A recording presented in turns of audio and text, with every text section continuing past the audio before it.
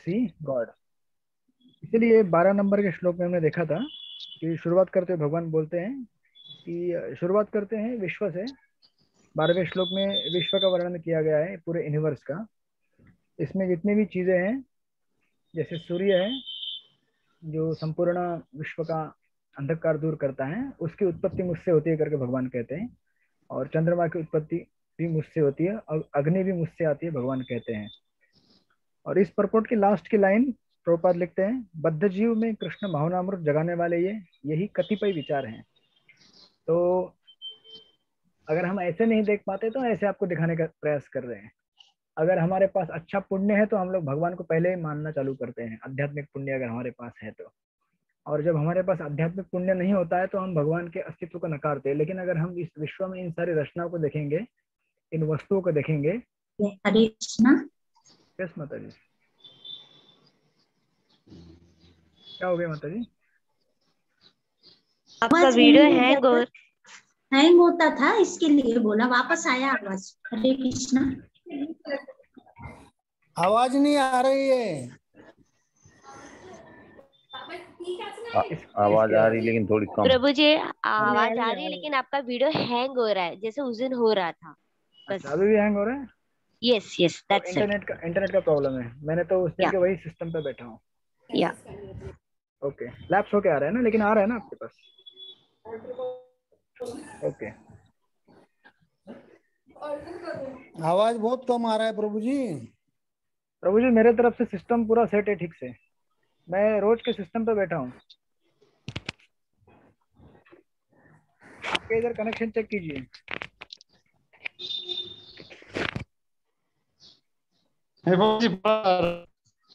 हरी बोल। हाँ प्रभु जी बराबर आ रहा है, ठीक आ रहा है। मेरी तरफ से सिस्टम वही यूज कर रहा हूँ जो मैं रेगुलर यूज करता हूँ। आपके इधर कनेक्शन और आपके डिवाइस को चेक कीजिए। तो ये इस तरह से 12वें श्लोक का वर्णन था ये। अभी उसके बाद 13वें श्लोक का वर्णन मेरे पीछे रिपीट कीजिए। गामाविश्य च भूतानि धारम्य अहम ओजसा उष्णामि चौषधि सर्वा सोमो भूत्वा रसात्मक।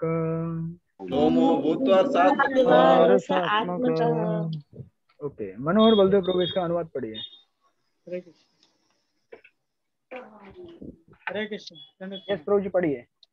मैं प्रत्येक लोक में प्रवेश करता हूँ और मेरी शक्ति से सारे लोग अपनी कक्षा में स्थित है। मैं चंद्रमा बनकर समस्त वनस्पतियों को जीवन रस प्रदान करता हूँ। ओके, नाउ अभी पिछले 12वें श्लोक में बताया था पूरे विश्व को कैसे संभालता हूँ मैं, और अभी ये श्लोक नंबर 13 में बता रहे हैं इस धरती को मैं कैसे संभालता हूँ। बेसिकली ये एक विश्व मतलब अभी ऐसे अनेक विश्व को पकड़ेंगे तो भी चलेगा, या फिर एक बड़ा सा यूनिट, लेकिन अभी एक छोटा यूनिट, या फिर हमारा अर्थ, आपके अर्थ को मैं कैसे मेंटेन करता हूँ और आपकी नेसेसिटीज को यहाँ पे। तो भगवान बोल रहे हैं कि सबसे पहले ये जो सारे प्लैनेट्स हैं जो अपने अपने कक्षा में जो स्थित हैं, एक जगह पे सूर्य स्थित है, एक जगह पे चंद्र है, एक जगह पे पृथ्वी है, अलग अलग जगह पे जो भी जैसे भी अपने अपने जगह पे स्थित है, उन सबको अपने अपनी जगह में बनाए रखने का जो शक्ति है वो मैं प्रदान करता हूँ। सबसे पहले चीज भगवान बोल रहे हैं। और आप लोग ये आपके स्कूल में पढ़े होंगे, ग्रेविटेशनल फोर्स, गुरुत्वाकर्षण की शक्ति है, राइट? ये तो सिर्फ मैकेनिज्म है, लेकिन इस शक्ति को कार्यान्वित करने वाला कौन है ये नहीं बताया जाता है कई बार। तो साइंस का एक्सप्लेनेशन अधूरा है तब तक जब तक कि उस चीज को एक्टिवेट करने वाला रिस्पॉन्सिबल व्यक्ति कौन है ये न बताया जाए। जैसे अगर आप देखेंगे आपने ये डेफिनेशन देखा होगा कि जैसे लास्ट टाइम मैंने बताया था, there is a arrangement, there is a arranger, there is a design, there is a designer, there is a creation, there is a creator. ये हम आप सब लोगों को पहले से पढ़ते आ रहे, सुनते आ रहे हैं। लेकिन आपने इस प्रश्न के ऊपर कभी मतलब ऑफकोर्स आप लोग यहाँ पे जब भगवद गीता पढ़ रहे हैं और जब प्रभुपाद की किताबें पढ़ते हैं तो प्रभुपाद हमको ये एनालिटिकली बताने के समझाने का कई बार प्रयास करते हैं कि हर चीज के एग्जिस्टेंस के पीछे किसी दूसरे जो भी क्रिएटर है, मेंटेनर है, डिजाइनर, उसका हाथ होता है। जैसे यहाँ पे भगवान जैसे बोल रहे हैं, जैसे एकदम बिगिनिंग में देखेंगे परपोर्ट का लाइन, ऐसा ज्ञात है कि सारे लोग केवल भगवान की शक्ति से वायु में तैर रहे हैं। किसी भी चीज को वायु में तैरने के लिए कुछ शक्ति लगती है ना। अभी आपका एरोप्लेन जब अगर आकाश में उड़ेगा, तो एरोप्लेन आकाश में उड़ता क्यों है? क्योंकि उसके पीछे कुछ मैकेनिज्म है, आपने कुछ सेट करके रखा हुआ है, बराबर ना? जी बोलिए। उसको बिना सेट किए वो चीज ऐसे हवा में तैर नहीं सकती, लेकिन उस चीज को सेट करने वाला कोई तो है ना। ये हमें यहाँ से जानकारी लेनी चाहिए। इसलिए प्रभुपाद यहाँ पे लिख रहे हैं कि भगवान प्रत्येक अणु, प्रत्येक लोक तथा प्रत्येक जीव में प्रवेश करते हैं। इसकी विवेचना ब्रह्म संहिता में की गई है। उसमें कहा अंडांतरस्तम परमाणु चयंचरस्तम, वो श्लोक वाला है, उसमें कहा गया है कि परमेश्वर का एक अंश यानी कि शिरोदक्षाई विष्णु परमात्मा लोकों में, ब्रह्मांड में, जीव में तथा अणु तक में प्रवेश करता है। अतएव उनके प्रवेश करने से प्रत्येक वस्तु ठीक से दिखती है। कोई भी चीज अगर यहाँ पे ऑर्गेनाइज्ड है तो उसके पीछे कारण है भगवान की अपनी शक्ति। इसलिए देखिए, अगर आप अपने साइंस का डेफिनेशन लेते हैं, अगर आपको कोई पूछेगा या फिर आपके स्कूल में बच्चों को आपने पढ़ाया होगा या पढ़े होंगे आप, या आपके बच्चों का पढ़ाई लेते होंगे कभी, तो बच्चों का कोई पढ़ाई लेते हैं आप लोग स्कूल के बच्चों का? आजकल के माता पिता बच्चों का ज्यादा पढ़ाई लेते हैं। पहले के जमाने में बच्चे खुद पढ़ते थे, लेकिन अभी पहले माँ बाप को पढ़ना पड़ता है। तो आपने पढ़ा होगा व्हाट इज ग्रेविटी। ग्रेविटी क्या है? गुरुत्वाकर्षण बल क्या होता है? तो आपको बताया जाएगा, force that keeps planet in their orbits. ऐसी शक्ति है जो ग्रह मालिकाओं को अपनी कक्षा में रखती है, उसको ग्रेविटी बोलते हैं, बराबर। ये एक डेफिनेशन हो गया। और अगर इसका राउंड द वे डेफिनेशन क्या है? ग्रह मालिकाओं को अपनी कक्षा में रखने वाला कौन है? तो उसको उत्तर देंगे गुरुत्वाकर्षण। तो आप गुरुत्वाकर्षण की व्याख्या दें या गुरुत्वाकर्षण के बारे में बताएं, लेकिन ये तब तक अधूरा है जब तक आप इसके ओरिजिन के बारे में नहीं बता रहे। ये सब एग्जिस्ट होता है, जैसे न्यूटन ने भी खुद एडमिट किया, ये जो फोर्स ऑफ ग्रेविटी है एनालिसिस न्यूटन ने दिया था, राइट? न्यूटन ने देखा कि आकाश से कुछ चीज नीचे गिरती है और उसका उसने मैथमेटिकल कैलकुलेशन बताया, लेकिन न्यूटन ने ये कभी नहीं कहा कि ये मतलब इंडिपेंडेंटली एग्जिस्ट करता है। न्यूटन ने हमेशा ये कहा था, उनके अगर आप पढ़ेंगे उनकी बायोग्राफीज, तो उन्होंने कहा कि मैं केवल क्या कर रहा हूँ, भगवान ने जो रूल्स बनाए हैं, सिस्टम्स बनाए, उनको केवल मैं एक्सप्लेन कर रहा हूँ, इसके अलावा मैं ज्यादा नहीं जानता। लेकिन ये सब बनाने वाला कोई तो और जितना वो समझते जा रहे थे मैथमेटिकल जो कैलकुलेशन देते गए, उससे उनको और भगवान के बारे में मतलब अगर आप जैसे ये वैसा है, जैसे आप भगवान के बारे में जितना जानते हैं उतना भगवान के प्रति आपका आकर्षण बढ़ता जाता है, बराबर। वैसे न्यूटन कहते हैं कि मैं आपकी ग्लोरी को उजागर कर रहा हूँ, ये बता के कि आप कितने महान हैं, कैसे इन चीजों को अरेंज करते हैं। आपने अरेंज किया है, मैं तो खाली फॉर्मूला बता रहा हूँ, लाइक दैट। तो उस तरह से अभी न्यूटन ने कहा, उसके बाद कई आके गए साइंटिस्ट वगैरह, लेकिन जब तक हम इन चीजों का ओरिजिन नहीं बताएंगे, ये चीजें कहाँ से एग्जिस्ट करते हैं और ये क्यों एग्जिस्ट करते हैं, तब तक हमारा एक्सप्लेनेशन अधूरा ही रहता है ना। इसलिए देखिए प्रभुपाद वहां पे लिख रहे हैं कि जब आत्मा होता है तो जीवित मनुष्य पानी में तैर सकता है, बराबर। पानी में जब आप कभी अगर गिर जाते हैं, अगर तैरना नहीं आता है तो तुरंत नहीं डूबते आप। अब पानी आपके अंदर जब से भरते जाता है और आप मृत हो जाते हैं तब डूबते हैं आप।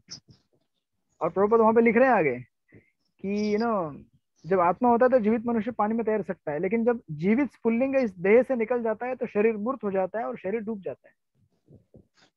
तो फिर कभी कभी लोग बोलते हैं कि लेकिन लाश तो पानी में तैरती है। तो प्रभुपाद आगे लिख रहे हैं उसका, निसंदेह सड़ने के बाद यह शरीर तिनके अथवा अन्य वस्तु के समान तैरता है। यानी कि जब उसका कॉम्पोजिशन पूरा वहां से निकल गया, खत्म हो गया हो, तब वो पानी में आके तैरता है। अदरवाइज जब तक आत्मा है तब तक वो तैरेगा। इसी प्रकार प्रभुपाद लिख रहे हैं कि ये सारे लोग शून्य में तैर रहे हैं और यह सब उनमें भगवान की परम शक्ति के प्रवेश के कारण है। और इन चीजों का हमें अंदाज तब आता है जब चीजें हमारे आउट ऑफ कंट्रोल चली जाती है। कभी कभार ऐसा होता है कि हमको लगता है कि हमने विज्ञान ने काफी तरक्की की है, हम लोग बहुत आगे बढ़े हैं और हम सब कुछ जानते हैं, किस चीज को कैसे काउंटर करना है, किस चीज को कैसे सुधारना है, सब जानते हैं। लेकिन जब देखते हैं कि कभी कहीं किसी जगह पे अर्थक्वेक आता है, तब ये लोग नहीं बोलते कि हम लोग जान गए हैं, समझ गए इसको कैसे नियंत्रित करना है। या कहीं पे सुनामी आ जाती है, कहीं पे कोई महामारी आ जाती है, उस समय हमें इस चीज का रियलाइजेशन आता है कि इन सब चीजों को अरेंज करने वाला, कंट्रोल करने वाला कोई तो और है, बराबर ना। अदरवाइज मनुष्य के प्रयास से अगर हम अपनी सारी घटनाओं, अपनी गतिविधियों और हमारे बहुत सारे दैनंदिन जीवन में होने वाली क्रियाओं के ऊपर अगर नियंत्रण कर पाते तो हमें फिर इतना असहाय नहीं होना पड़ता जितना हम इस समय असहाय हैं। हम चाहते हुए भी कोई चीजें नहीं, कुछ कुछ चीजें नहीं प्राप्त कर सकते, बराबर। तो इन सब चीजों से हमें ये कंक्लूजन निकालना चाहिए कि ये जो यहाँ पे गीता में ये जो बतलाया जा रहा है जैसे भगवान बता रहे हैं कि हर चीज के पीछे किसी न किसी रूप में मैं हूँ और मैं इन चीजों को मेंटेन कर रहा हूँ। तो एक चीज यहाँ पे बताई, और जैसे एक सुंदर उदाहरण भी दे रहे प्रभुपाद यहाँ पे बीच में, कहते हैं कि उनकी शक्ति प्रत्येक लोक में उसी तरह थामे रहती, प्रत्येक लोक को उसी तरह थामे रहती है जिस प्रकार धूल को मिट्टी। अगर आपने कभी मिट्टी उठाई होगी हाथ में ऐसे मुट्ठी में, तो सारे मिट्टी के कण आपके हाथ के अंदर बंद रहते हैं, लेकिन आपने अगर उसको छोड़ दिया तो सारी मिट्टी और सारे कण यहाँ वहां तितर बितर हो जाते हैं। तो प्रभुपाद वही उदाहरण दे रहे हैं कि मुट्ठी में बंद रहने पर धूल के गिरने का भय नहीं रहता, लेकिन जो ही धूल को वायु में फेंक दिया जाता है वह नीचे गिर पड़ती है, बराबर ना। इसी प्रकार ये सारे लोग जो वायु में तैर रहे हैं वास्तव में भगवान के विराट रूप की मुट्ठी में बंधे हुए हैं, और अगर भगवान चाहेंगे तो एक दिन क्या कर देंगे, सबको छोड़ देंगे। फिर आपका ग्रह भी डूब गया, उसके साथ साथ आप भी डूब गए, आपका घर, सब कुछ खत्म हो गया। प्रलय के समय में होने वाला है, राइट। तो इसीलिए प्रभुपाद लिखते हैं वहां पे, देखिए, उनके बल तथा शक्ति से सारी चर तथा अचर वस्तुएं अपने अपने स्थानों पर टिकी है। वैदिक मंत्रों में कहा गया है कि भगवान के कारण सूर्य चमकता है और सारे लोग लगातार घूमते रहते हैं। यदि ऐसा उनके कारण न हो तो सारे लोग वायु में धूल के समान बिखर कर नष्ट हो जाएंगे। तो ठीक है, गुरुत्वाकर्षण का फोर्स है, ये सारे लोगों को अलग अलग अपने इसमें बना के रख रहा है, बट उस फोर्स के पीछे कौन है? भगवान है, राइट। क्योंकि बिना भगवान के कोई फोर्स नहीं हो सकता। जैसे समझो कभी कोई व्यक्ति अगर अंधेरे से उजाले में आता है, तो अगर वो व्यक्ति कहेगा कि अरे अंधेरे से उजाला कैसे आ गया, लेकिन उसे जानना होगा कि अंधेरे से उजाला नहीं आता है, उजाले से अंधेरा गायब होता है। बराबर ना। कोई व्यक्ति ऐसा अंधेरे से उजाले में, अंधेरे से उजाला कैसे आ गया, अंधेरे से उजाला निर्माण होता है क्या? नहीं भैया, उजाला आया इसलिए अंधेरा गायब हो गया वहां से। तो अंधेरे का कारण उजाला है ऐसा नहीं, बल्कि उजाले से अंधेरा गायब हो जाता है। इसी तरह देखिए, जो जड़ वस्तुएं हैं उसको आकार देना, उसके अंदर उसको अपने स्टेट में एग्जिस्ट रखना, ये करने वाला कौन है? चेतन वस्तुएं। आज आपके सामने कोई भी पेन रहेगा या पेंसिल रहेगा, जो भी है, वो अपनी अपनी अवस्था में इसीलिए है क्योंकि उसके ऊपर किसी व्यक्ति ने कुछ कार्य किया है, बराबर ना।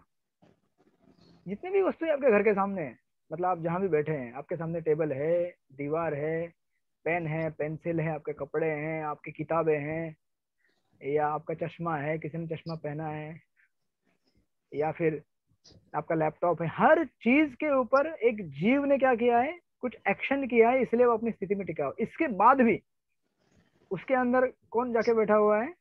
परमात्मा। और वो देखिए, ये तो पूरा एक ब्रह्मांड हो गया इसके अंदर, या फिर ये विश्व हो गया, इसके अंदर सारे ग्रहों को एक जगह पे रहने का काम भगवान करे। उसी तरह से हर मॉलिक्यूल के अंदर जो एटम रहते हैं, सारे एटम्स को अपनी जगह पे बनाए रखने का काम भी कौन कर रहा है? भगवान कर रहे हैं। ये एग्जाम्पल आप छोटे से लेकर बड़े तक लेके जा सकते हैं, राइट।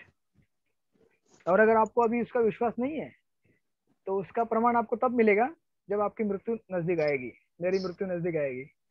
जब यहाँ से भगवान बोलेंगे अभी निकल जाओ, तो फिर ये शरीर तितर बितर हो जाएगा पूरी तरह, कंप्लीटली। जब आदमी शरीर छोड़ देता है, व्यक्ति शरीर छोड़ता है, तो शरीर कितना दिन टिकता है? 9 दिन, 1 दिन, तुरंत उसकी बदबू आना चालू हो जाएगा, सड़ना चालू हो जाता है, बराबर ना।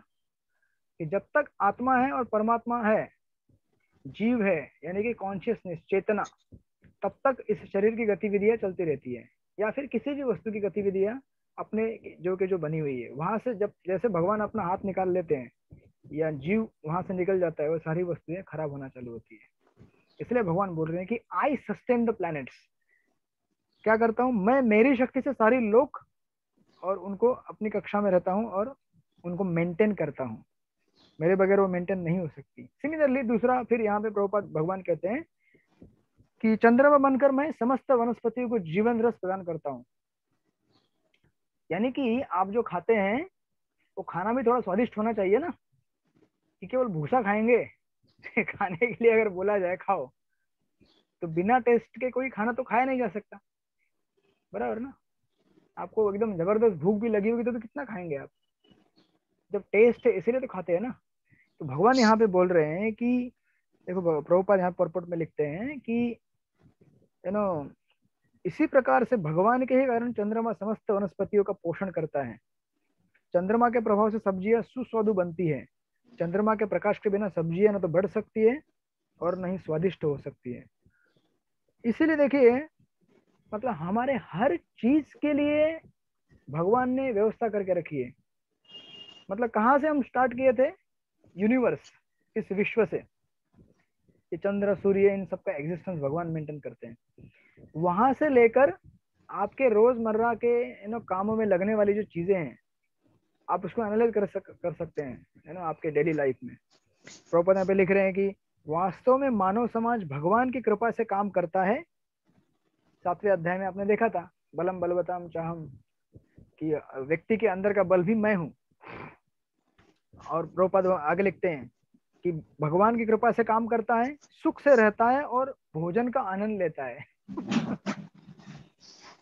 ऐसे तो भोजन का आनंद लेता ही है, लेकिन अगर वो प्रसाद बना दिया तो और टेस्टी हो जाता है, बराबर ना।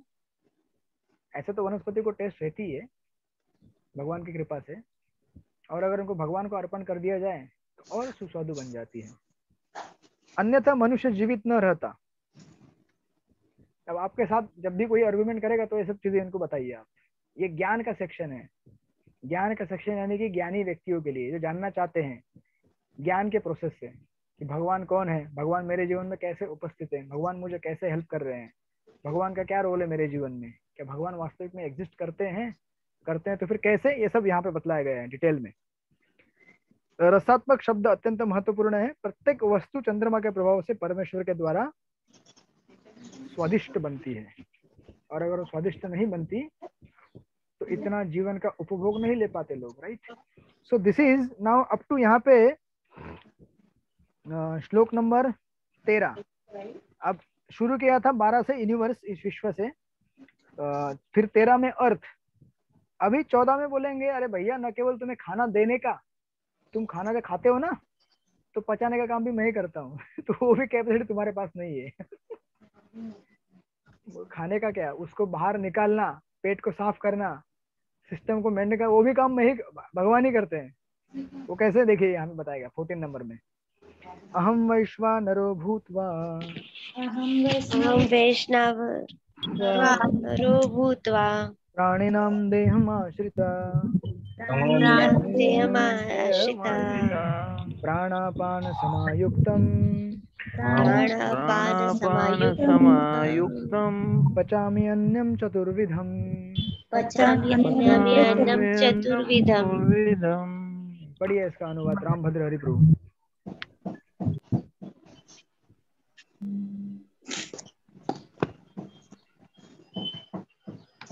आपकी आवाज अनम्यूट कीजिए तो हमको आवाज आएगी। अच्छा नहीं हो रही है। हरे कृष्णा। हाँ पढ़िए।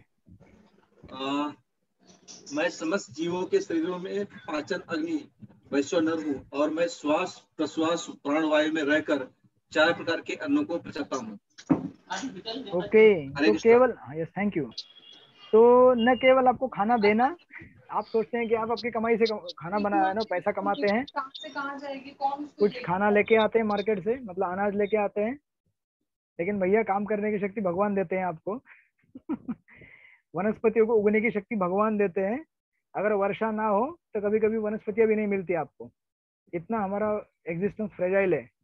उसके बाद मार्केट से लाने का काम आप करते हैं, तो आपको लगता है कि मैं मार्केट से लेके आया हूँ, लेकिन उसको लाने की शक्ति भी भगवान देते हैं, फिर उसको पकाने की शक्ति भी भगवान ही देते हैं अग्नि के रूप में। अगर अग्नि भगवान ना दे तो क्या करेंगे? कच्चा खाएंगे आप? नहीं, कच्चा खाएंगे तो पचेगा नहीं। अब सोचिए, पका हुआ भी हम पचा नहीं सकते, उसको पचाने के लिए भगवान बोल रहे हैं कि मैं ही शक्ति देता हूँ। एक डेमिगॉड है वैश्वानर करके, देवता है पर्टिकुलर, वो भगवान को रिप्रेजेंट करते हैं। तो हमारे जठर अग्नि में जो रहता है ना पचाने की शक्ति, या फिर फायर ऑफ डाइजेशन, ये चीज ये यहाँ इसलिए देखिए, आपने कई बार देखा होगा कुछ कुछ लोगों को डाइजेशन का प्रॉब्लम रहता है, कितना भी करेंगे तो डाइजेस्ट होता ही नहीं कोई चीज खाते हैं तो जब अगर आपके नियंत्रण में वो चीज है हमारे मेडिकल के, हमारे मेडिकल सिस्टम में, तो फिर ऐसे कितनी सारी चीजें आप देखेंगे कि कितनी सारी चीजें हमारे वश में नहीं है। भगवान कृपा करके हमको बतलाते हैं कि ऐसा करो तो ये बीमारी ठीक हो जाएगी, तो हम बोलते हैं वाह हमने ढूंढ लिया, हमने तलाश लिया, कोरोना का वैक्सीन ढूंढ लिया हमने, पोलियो का वैक्सीन ढूंढ लिया हमने, प्लेग का ढूंढ लिया हमने, ये दवाई ढूंढ लिया। लेकिन भगवान आपको नम्र रखने के लिए क्या करते हैं? नए नए स्ट्रेन भेजते हैं फिर आप ही कितने वैक्सीन बनाओगे? वैक्सीन 1, वैक्सीन 2, 3, 4, 5, 6, 7 कितने निकलेंगे इसके वेरिएंट पता नहीं किसी को। और ऐसे कई बीमारी है जिसके तो कुछ वैक्सीन निकले नहीं अभी तक, राइट? जैसे कैंसर है, डायबिटीज, इनके कुछ बीमारी है, इलाज है ही नहीं उसका। तो ये सब हमें दिखाता है कि कितने हम लोग विवश अवस्था में हैं। हमारे बेसिक मेंटेनेंस के लिए जो कुछ चीजें जरूरी हैं भगवान जरूर प्रदान करते हैं, लेकिन उसके आगे हम जितना अगर ज्यादा इंद्रिय तृप्ति में रत होते जाएंगे और उससे हम हमारा अहंकार और बढ़ता जाएगा कि मैं करता हूँ, मैं सब कुछ कर रहा हूँ, मैं बना रहा हूँ, ये सब कुछ मेरा है, तो भगवान हमें नम्र करने के लिए वो भी व्यवस्था कर देते हैं। अब देखिए यहाँ पे कह रहे हैं कि आपके खाने के लिए क्या करता हूँ मैं? पचाने के लिए आपको शक्ति देता हूँ। वो कई बार आपने देखा होगा, आप सुना होगा, नेचर मैगजीन या फिर ऐसे कई मैगजीन है, साइंटिफिक इन्वेस्टिगेशन, लोगों ने ऐसा स्टडी भी किया है कि अगर समझो किसी व्यक्ति के अंदर का डाइजेस्टिव सिस्टम अगर खराब हो जाए और उसको पचाने के लिए कोई मशीन बनाना पड़े, तो इन लोगों ने एनालिसिस किया कि अगर ऐसा मशीन अगर साइंटिस्ट लोगों को बनाना पड़े ना, तो ऐसा मशीन लगभग कई 1000 किलोमीटर तक जाएगा। आप समझ रहे हैं?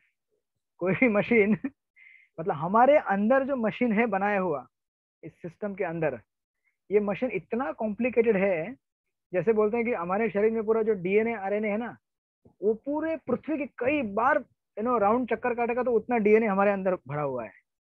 उसका डीएनए का जो रहता है स्ट्रिप, आप लोग हैं मेरे साथ कि समझ रहे कि नहीं समझ रहे? कुछ तो मैं बोल रहा हूँ समझ रहे? तो इन लोगों ने ऐसा कोशिश भी किया है, देखा है स्टडी करके कि अगर हम ऐसा बनाने की कोशिश करें तो कैसे बनेगा, लेकिन उनको समझ में आया तो संभव ही नहीं है। कितना लंबा मशीन, मतलब समझो ऐसा होगा आप रहते हैं मीरा रोड में और आपका डाइजेस्टिव सिस्टम चर्चगेट तक आया है, बराबर ना? अब मीरा रोड में आप भोजन डालेंगे उसके बाद बोरीवली में वो एक ट्रैक में जाएगा, दादर तक दूसरे ट्रैक में जाएगा, चर्चगेट आते आते फिर मेन ट्रैक में जाएगा, फिर वहां फिर उसका प्रोसेसिंग चालू होगा, उसके आगे और ट्रैक लगाने पड़ेंगे उसको बाहर निकालने के लिए। तो इट्स अ कॉम्प्लेक्स सिस्टम हमारा जो डाइजेस्टिव सिस्टम है। हमें ऐसा लगता है कि हम सब कुछ कर रहे हैं, मैं खा रहा हूँ, मैं पचा रहा हूँ, मजा कर रहा हूँ, लेकिन किसी दिन आपको जब डाइजेस्टिव सिस्टम ठीक से चलता नहीं तो आपको समझ में आता है कि अरे इसको चलाने वाला कोई और है, मैं अगर चलाने वाला होता तो ये चल क्यों नहीं रहा आज। उसी तरह से अगर आप देखेंगे अभी के हाल ही के टाइम में कितनी बार लोगों को वेंटिलेटर पे लगाना पड़ा है, राइट? ऑक्सीजन लगाना पड़ा है। ऑक्सीजन की कीमत क्या होती है लोगों को तो समझ में आता है। अब समझिए एक व्यक्ति को ऑक्सीजन पे लगाने के लिए कितना हजारों रुपए का खर्च आता है, उसको अगर लाइफ टाइम ऑक्सीजन पे लगा दिया जाए तो, और वो भी ऑक्सीजन आपने निर्माण नहीं किया है, आपने पैदा नहीं किया है, वो जो नेचर में जो एलिमेंट एग्जिस्ट करते हैं उसी को आपने कंबाइन करके बना दिया, बराबर? उसका रॉ मटेरियल भी कहाँ से लाया? आपने इधर से उठाया है। तो इन सारी चीजों से हमें समझ में आना चाहिए कि हमारे अपने एग्जिस्टेंस के लिए भगवान कितना कुछ कर रहे हैं, राइट? और ऐसा नहीं कि वो ऑक्सीजन वेंटिलेटर आपको लगा दिया तो काम हो गया, वो अंदर जाके सर्कुलेशन होना बॉडी में वो भी जरूरी है, वो भी काम भगवान ही कराते हैं। ऐसा नहीं कि आपने वेंटिलेटर लगा दिया हो गया काम आपका, नहीं, उसको आगे जाके उसको फैलना भी है पूरे जहाँ जहाँ हर अब अंगों तक जाना है और वहां से कार्बन डाइऑक्साइड लेके बाहर निकलना है, कितनी सारी चीजें इसमें है। तो इसीलिए देखिए प्रभुपाद यहाँ पे लिख ही रहे हैं आयुर्वेद शास्त्र के अनुसार अमाशय में अग्नि होती है, जठराग्नि बोलते हैं उसे, जो वहां पहुंचे भोजन को पचाती है। जब यह अग्नि प्रज्वलित नहीं रहती तो भूख नहीं जगती, और जब यह अग्नि ठीक रहती है तो भूख लगती है। इसीलिए कभी कभी जब अग्नि मन हो जाती है तो उपचार की आवश्यकता होती है, राइट। और ये भगवान का प्रतिनिधि स्वरूप है यह अग्नि। तो अंदर एक कोटेशन दिया है बृहदारण्यक उपनिषद का, अयम अग्नि वैश्वानरो यो यमंत पुरुषे येदम अन्नम पच्यते। तो इसको पचाने वाला क्या है? एक पर्टिकुलर देवता है। हमारे हर अंगों के लिए एक देवता रहता है। हमारी आंख की पलक झपकती उसके लिए एक देवता होता है, हमारे आंख की दृष्टि उसके लिए एक देवता होता है, हमारे त्वचा को कुछ रिस्पॉन्स होता है उसके लिए देवता होता है, हमारे बाल उगते हैं, बाल झड़ते हैं, उसके लिए एक देवता होता है। हर चीज के लिए भागवत के तृतीय स्कंद में जाएंगे तो आपको देखेगा, ये क्रिएशन में देखेंगे तो हमारी हर गतिविधि के लिए देवता है। यहाँ तक कि टॉयलेट पास करने के लिए भी देवता होते हैं। कभी कभी लोगों को कॉन्स्टिपेशन हो जाता है, राइट, कितने उपचार करते हैं, क्या होते हैं, होता नहीं, फिर अलग अलग तरीके से निकालना पड़ता है बाहर। मतलब कितना हमारा सिस्टम डिपेंडेंट है भगवान के ऊपर हर तरह से, राइट। तो अभी यहाँ पे 14वें श्लोक तक हमारे शरीर तक पहुंच गए भगवान। अभी 15वें श्लोक में भगवान हमारे आत्मा तक पहुंच जाएंगे और बताएंगे कि आपके स्पिरिचुअल लेवल का एग्जिस्टेंस भी क्या करता हूँ मैं, मेंटेन करता हूँ। न केवल इस विश्व को, न केवल इस पृथ्वी को, और न केवल इस आपके शरीर को, आपके शरीर में जो भी चीजें लगती हैं, घटती हैं, खाना पीना, हवा पानी, सब कुछ मैं ही देता हूँ, लेकिन आपके स्पिरिचुअल एग्जिस्टेंस को भी मैं ही मेंटेन करता हूँ। देखिए कैसे बोल रहे हैं, सर्वस्य चाहम हृदि सन्निविष्टो, सर्वस्य चाहं हृदि सन्निविष्टो, मत्त स्मृति ज्ञानमपोहनं च, मत्त स्मृति ज्ञानमपोहनं च, वेदैश्च सर्वैरहमेव वेद्यो,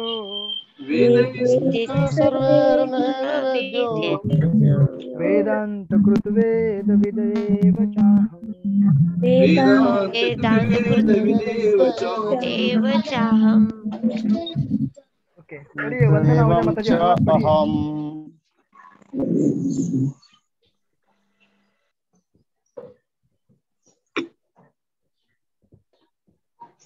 वंदना हो जाए माता जी, अनम्यूट कीजिए माइक को। यस प्रभु जी। हाँ पढ़िए। हाँ, हरे कृष्ण, दंडवत प्रणाम। मैं प्रत्येक जीव के हृदय में आसीन हूँ और मुझसे ही स्मृति ज्ञान तथा विस्मृति होती है। मैं ही वेदों के द्वारा जानने योग्य हूँ। निस्संदेह मैं वेदांत को संकल्प करता तथा समस्त वेदों को जानने वाला हूँ। Hare Krishna. Thank you so much. बहुत ही पॉपुलर वर्स है गीता का ये, और हमारे लिए भी बहुत इंपॉर्टेंट। ये सेशन आज का जो हमारा चल रहा है वो फ्री वाला जूम है मेरा, तो ये अगले 4 मिनट में लिंक एक्सपायर हो जाए, एंड हो जाएगा, तो वापस ज्वाइन कीजिएगा। बिल्कुल कोई भी डरना मत, घबराना मत। लिंक टूट जाएगा, वापस लिंक जोड़ दीजिए, वापस आ जाएंगे आप। मैं तुरंत यहाँ पे सेशन चालू कर दूंगा, तो बीच में अचानक बंद हो जाएगा, ठीक है। तो आपकी स्मृति बनाए रखना, क्योंकि भगवान स्मृति देते हैं, तो आपको भी दे रहे हैं। तो आप बोलेंगे यार क्लास बीच में एंड हो गया लगता है आज, क्योंकि दूसरे जूम पे एग्जाम चल रही है दूसरे ग्रुप की। तो इस श्लोक में 2 पार्ट है। पहला पार्ट है, पहले जो 2 लाइन है, सर्वस्य चाहम, कि आपकी हृदय के अंदर या फिर आपके मन में जो भी स्मृति, और स्मृति यानी कि याद करना चीजों को, और अपोहनम, देखिए वर्ड टू वर्ड में, स्मृति यानी कि स्मरण शक्ति, और अपोहनम यानी कि विस्मृति, याद करना किसी चीज को या फिर किसी चीज को भूल जाना, इसकी शक्ति क्या करता हूं मैं देता हूं। मत्त मेरे से आता है वो, स्मृति ज्ञान अपोहनम से। देखिए आपके स्थूल एग्जिस्टेंस से लेकर माइक्रो यानी कि डिजायर्स के लेवल के एग्जिस्टेंस तक को भगवान मेंटेन करते हैं। ये कभी मत सोचना कि एग्जाम में मैंने क्वेश्चन आंसर लिखा, ये मत सोचना कि मैंने क्लास चलाया, ये मत सोचना कि मैंने श्लोक रट के दिखा दिए, ये मत सोचना कि मैं घर में काम करके घर इतना बड़ा बनाया, मैंने पैसा कमाया। आपने कुछ भी नहीं किया है, ना मैंने कुछ किया है। तो हमने क्या किया है? आप बोलेंगे फिर हमने क्या किया है? तो प्रभु जी क्या हम लोग जॉब नहीं कर रहे क्या? टाइम इन्वेस्ट नहीं कर रहे, हम लोग क्लास नहीं कर रहे, तो हमने किया क्या है वही हम देखेंगे यहाँ पे कि हमने किया क्या है एक्चुअली। तो this is first part. Second part वेदेश सर्वेर, वो तीसरी और चौथी लाइन, इसमें भगवान बताते हैं कि मैं सारे वेदों का संकलन करता हूँ, इसीलिए मैं वेदों का ज्ञाता भी हूँ और सारे वेदों से मुझे ही जानना होता है। तो दो सेक्शन, पहले सेक्शन में बताएंगे कि सारा ज्ञान सब कुछ मुझसे आता है, और दूसरे में बताएंगे कि सारे ज्ञान से मुझे ही जानना चाहिए, सारे वेदों का सार वही है। दो सेक्शन। तो लेट्स सी पहला सेक्शन। तो मैं यहाँ पे ये अभी ऑलमोस्ट एंड होने को आया है, इस सेशन को मैं क्लोज कर रहा हूँ और फिर वापस रिजॉइन हो जाइए आप। किसी को वॉशरूम जाना है, इधर जाना है, 1 मिनट के अंदर आ जाना, लेकिन ठीक है, ओके।